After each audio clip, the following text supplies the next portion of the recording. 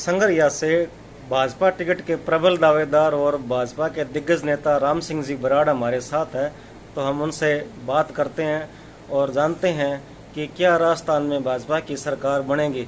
तो राम सिंह जी, सबसे पहले तो आप ये बताइए कि महिला आरक्षण बिल पास हुआ है लोकसभा में और राज्यसभा में, जिसकी काफ़ी लंबे समय से मांग चली आ रही थी, तो इसको आप किस तरह से देखते हैं? जो ये लोकसभा और राज्यसभा में महिला आरक्षण बिल पास हुआ है, ये सिर्फ एक मोदी जी ऐसे आदमी थे जो कर सकते थे। बाकी सभी ने दिखावे के लिए की कि कभी लोकसभा से पास करवा लिया, कभी राज्यसभा से, आगे इसको बढ़ाया नहीं। हमारा जब बहुमत आया तो मोदी जी ने पूरी तरह से महिलाओं का सम्मान करते हुए, महिलाएं हमारे देश की आधी 50% आबादी है, उनको हमेशा से महत्व दिया है। मातृशक्ति आगे बढ़े, इसके लिए हमने ये 33% जो है पहले पंचायतों में और स्थानीय निकायों में तो था, परंतु ये विधानसभा में और लोकसभा में नहीं था। अब इसकी जो भी प्रक्रिया वो शुरू हो गई है और ये 100% लागू होगा, इसमें कहीं भी कोई शक शुबा नहीं है। और सबसे बड़ी बात मोदी जी की ये है, इन्होंने एक इस तरह से माहौल पैदा करके इस बिल को लेके आए, जितने भी विपक्षी थे किसी की हिम्मत नहीं हुई। एक हमारे ओबीसी के अलावा बाकी कोई इसके कर नहीं सकते, किंतु परंतु कर रहे हैं। देश में ओबीसी का अलग से होना चाहिए, ये अलग से होना चाहिए।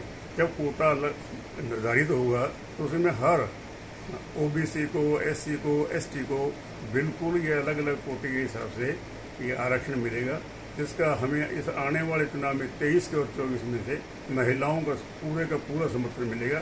ये मोदी जी का ही एक चमत्कार है जो ऐसा काम कर सकते हैं। बाकी प्रधानमंत्री बहुत हुए, परंतु वो इस काम को कर नहीं पाए। राजस्थान की बात करें अपने, तो राजस्थान में कांग्रेस की सरकार है और कानून व्यवस्था पूरी तरह से ठप है। एक तरफ तो कांग्रेस महिला आरक्षण का समर्थन करती है, दूसरी तरफ राजस्थान में महिलाओं पर अत्याचार बढ़ रहे हैं। इसके बारे में आपका क्या कहना है? अगर किसी राज्य में महिलाओं पर और बच्चियों पर अत्याचार हुए तो इस गहलोत सरकार के समय में हुए। रजिस्टर्ड मुकदमे हैं, नाबालिग लड़कियों के साथ ऐसा हुआ है और दिन दहाड़े हुआ है, परंतु उनको रोकने वाला कोई नहीं है। अगर इनकी जगह हमारी जैसे योगी जी की सरकार होती है, आपने कल ही देखा होगा भी एक कांस्टेबल को जैसे उन्होंने छेड़ने की कोशिश की तो उन्होंने उसी समय मौके पर ही उसका इलाज करके 2 को घायल करके और 1 को ख़त्म करके, और जब तक ऐसा नहीं होगा और ये ढिलबुल नीति चलती रहेगी, नहीं हो सकेगा। कानून व्यवस्था में ये जो गहलोत सरकार है, ये बुरी तरह से फेल है। आप पार्टी के दिग्गज नेता है और संगरिया से टिकट के प्रमुख दावेदार भी है।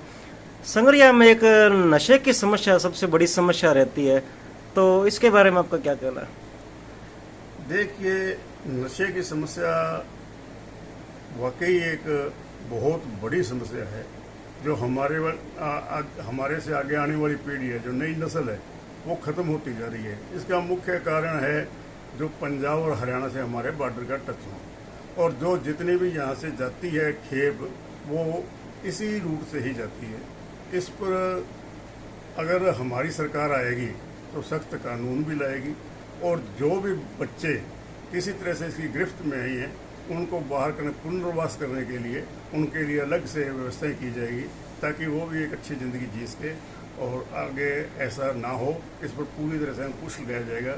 जो मेडिकल नशा है उस पर भी पूरी सख्ती होगी, जो अन्य नशे हैं उन पर भी पूरी सख्ती होगी, ऐसा मैं आपको विश्वास दिलाता हूँ। आप जिस क्षेत्र में बैठे हैं, ये किसान क्षेत्र है, किसानों का नरमा खराब हो चुका है। पहले बुआई की तो पहले बरसात से वो खराब हो गया, दोबारा बुआई करनी पड़ी, अब भी नरमा खराब हो चुका है, फसलें खराब हो चुकी है। तो सरकार से आप क्या मांग करते हैं किसानों के लिए? किस तरह किसानों की समस्याओं को देखते हैं? देखिए, मैं हमेशा किसान मोर्चे में काम किया है, किसानों के बीच में रह के काम किया है। इस तरह से फसल का नष्ट होना हमारे खास करके नहरी क्षेत्र के लिए बहुत ही दुर्भाग्यपूर्ण है। पहले पानी ने मारा, हमारी सरकार पानी लाने में बिल्कुल विफल रही।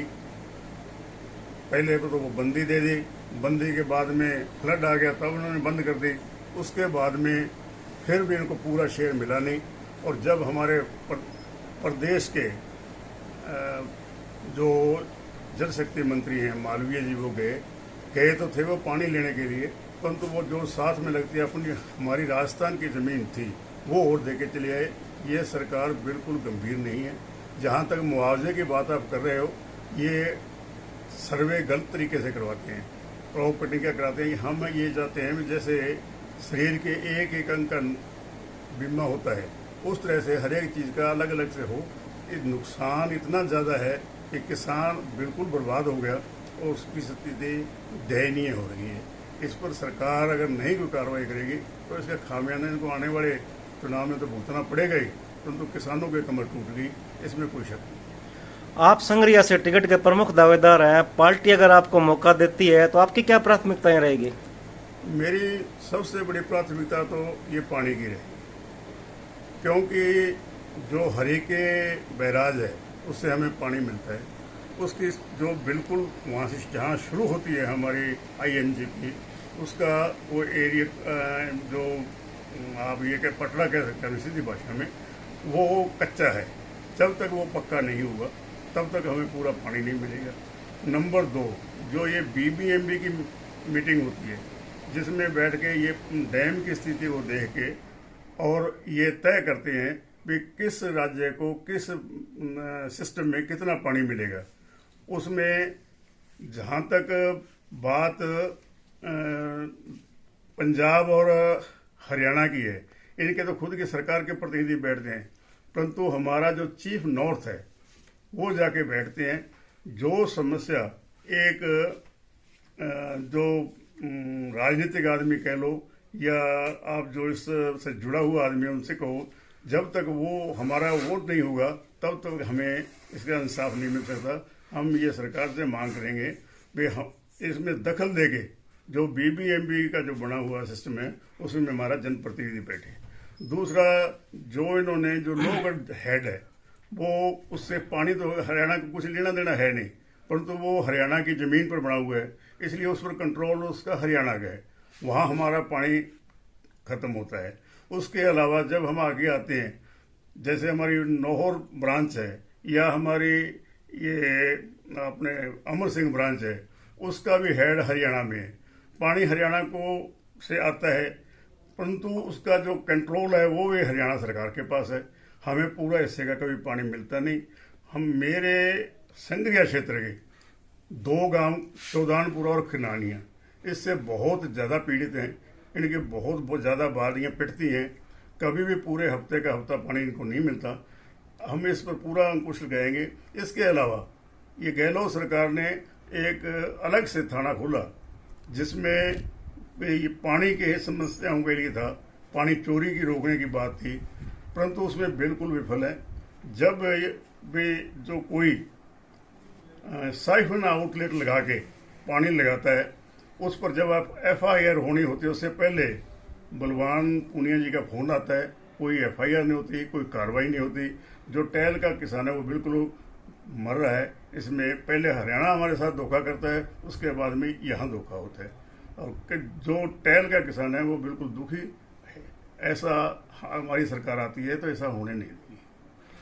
आपका क्या कहना है, राजस्थान में भाजपा की सरकार बनेगी?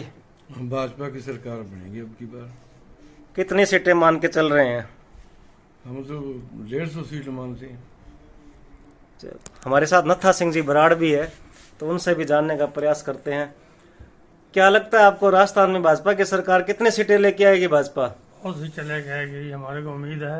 अब की बार भारत अपने BJP सरकार बनने की पूरी उम्मीद है। हमारे को विश्वास है वो हमारी सरकार बनेगी।